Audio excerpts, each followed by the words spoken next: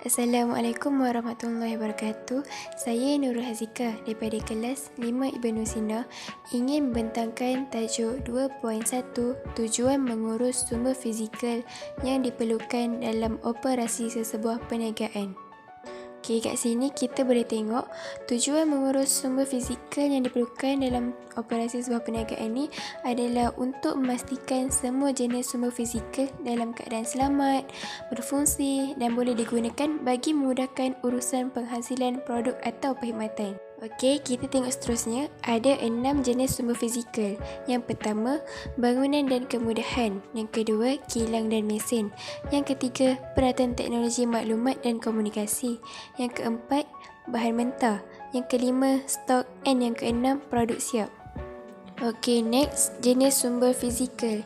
Yang pertama, bangunan dan kemudahan. Bangunan adalah tempat untuk menjalankan operasi perniagaan. Kemudahan merujuk kepada kelengkapan infrastruktur yang boleh membantu pengurusan perniagaan. Okey, maksudnya bangunan ni adalah salah satu tempat tapak untuk menjalankan operasi suatu perniagaan. Yelah, kalau kita tak ada tempat untuk menjalankan operasi perniagaan, macam mana kita nak jalankan operasi tersebut kan? Okey. Kemudahan pula adalah suatu kelengkapan atau kesempurnaan infrastruktur yang boleh membantu suatu pengurusan perniagaan tu berjalan dengan lebih lancar dan teratur serta strategik. Okey, poin ketiga, keadaan bangunan yang selamat dan kelengkapan kemudahan dapat menjamin kelancaran sesebuah perniagaan. Okey, kalau suatu bangunan tu selamat dan kelengkapan dia semuanya ada, ia akan menjamin dan memberi kelancaran sebuah perniagaan tu. Sumber fizikal yang kedua, kilang dan mesin. Kilang adalah tempat memproses bahan mentah kepada produk siap.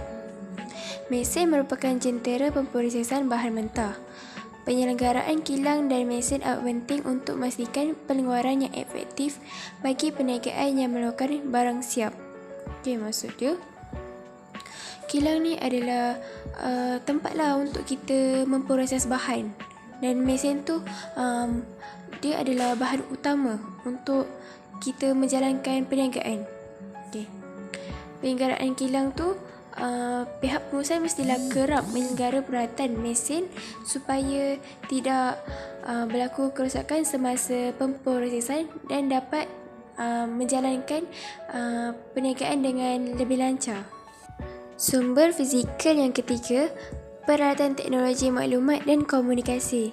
Semua peralatan yang digunakan dalam operasi sesebuah perniagaan seperti telefon, komputer, mesin cetak dan telefon pintar perlu diurus dengan baik supaya dapat mempercepatkan dan memudahkan urusan perniagaan.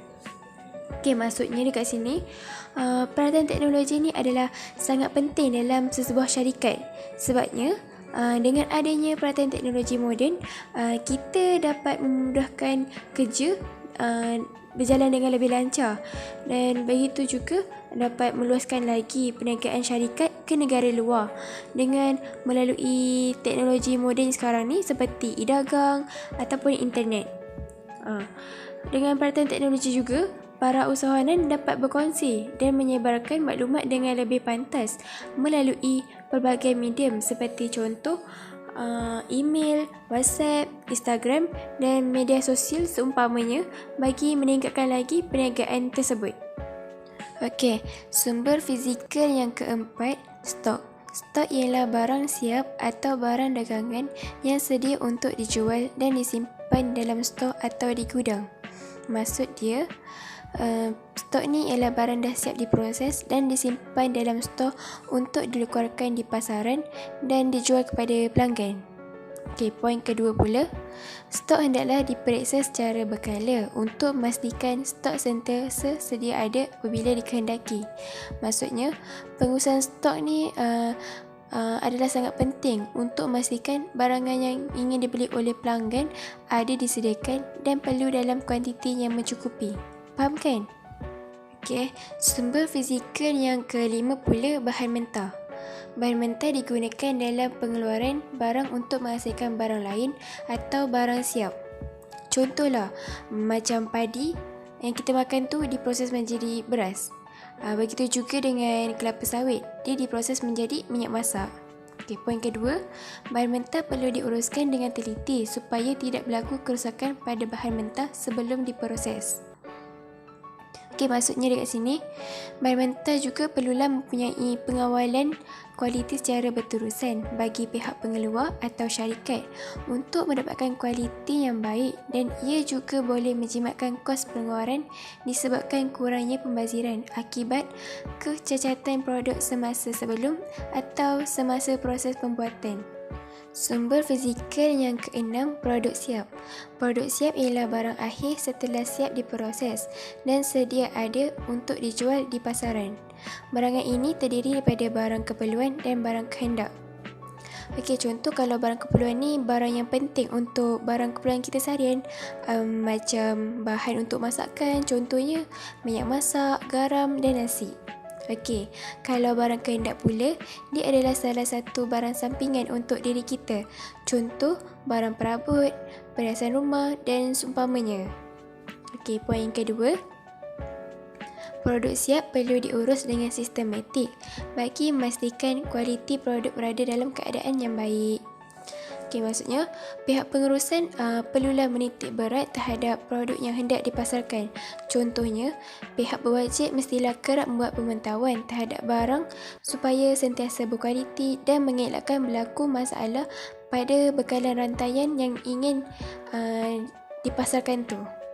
Okey, seterusnya kita pergi pada 2.2, prosedur mengurus sumber fizikal yang diperlukan dalam operasi sesebuah perniagaan. Kat sini kita nampak ada dua. Satu, pelindungan insurans dan keselamatan. Yang kedua, penyelenggaraan dan baik pulih secara terancang. Okey, kita pergi kepada pelindungan insurans dan keselamatan. Insurans kebakaran bagi melindungi bangunan, mesin, stok serta kilang daripada kebakaran. Okey, maksudnya dekat sini, insurans ni adalah untuk melindungi harta benda milik perniagaan. Contohnya, melindungi stok, bangunan, perabot dan harta benda yang lain daripada bencana alam seperti banjir, tanah runtuh, kebakaran dan seumpamanya lah. So, dengan mengambil pelindungan insurans ni, ia dapat membantu semula untuk kembali beroperasi dengan lebih cepat. Okey, poin kedua, insurans kecurian melindungi perniagaan daripada kehilangan atau kerosakan akibat rompakan atau kecurian. Maksudnya, insurans ni bukan sahaja untuk keselamatan, tapi bahkan perlindungan daripada kecurian, kerompakan juga dapat dielakkan dan tiadanya kerugian dengan adanya insurans. Okey, poin yang ketiga, selain itu, perniagaan juga boleh mengambil insurans untuk risiko seperti perlindungan wang risiko, seperti perlindungan wang, penghantaran stok tangguh, jaminan kesertaan pekerja dan penanggungan liabiliti terhad. Okey, maksudnya kalau kita sekarang ni kan kebanyakan beli barang dekat online kan, lagi-lagi time musim pandemik COVID-19 ni. Kalau korang perasan lah, mesti ada barang yang sampai dengan cepat dan yang lambat. Okey, kalau yang lambat tu sebab apa?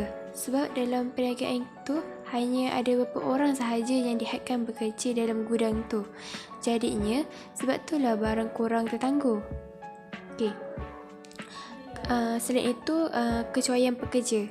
Okey, maksudnya macam barang terlalu banyak dan diorang tu maksudnya pekerja lah, diorang tak tahu dalam tu ada kaca ataupun tak. Sebabnya dalam packing tu dalam bentuk kaca, tapi disebabkan kecuaian pekerja tertulis kertas. So pekerja macam pengurusan JNT, GDEX tu tak tahu. So diorang pun main campak-campak je barang tu, yang risiko barang tu pecah. So kat sini kita sebagai peniaga perlu mengambil insurans untuk kerosakan barang tersebut. Faham tak? Seterusnya, penyelenggaraan dan baik pulih secara terancang. Mesin peralatan teknologi maklumat dan komunikasi perlu sentiasa diselenggara secara berkala bagi memastikan operasi berjalan dengan lancar. So, maksudnya kat sini, Penyelenggaraan mesin atau teknologi maklumat dan seumpamanya lah perlulah kerap dijaga dan dipantau supaya perniagaan yang kita jalankan tu dapat berjalan dengan lancar. Okey, poin yang kedua, pengurusan baik pulih peralatan perlu sentiasa dirancang bagi memastikan jika berlaku kerosakan dapat diselesaikan dengan segera. Okey, maksudnya, benda ni kita kenalah plan awal-awal. Okey, contohnya kalau mesin tu rosak, kita kenalah plan supaya dapat membaiki mesin tu dengan jangka masa yang cepat. Tak adalah perniagaan tu stuck. Okey, akronimnya, kalau jenis sumber fizikal, yang pertama, bangunan dan kemudahan. Burung, kakak. Okey, yang kedua, kilang dan mesin, kakak makan. Yang ketiga, peralatan teknologi maklumat dan komunikasi. Peralatan teknologi maklumat tu kita ambil teknologi jadi tepung dan komunikasi jadi kelapa. Yang keempat, stok. Stok tu sambil. Yang kelima, bahan mentah. Kita ambil mentah, mandi. Yang keenam, produk siap. Kita ambil produk siap, jadi pantai.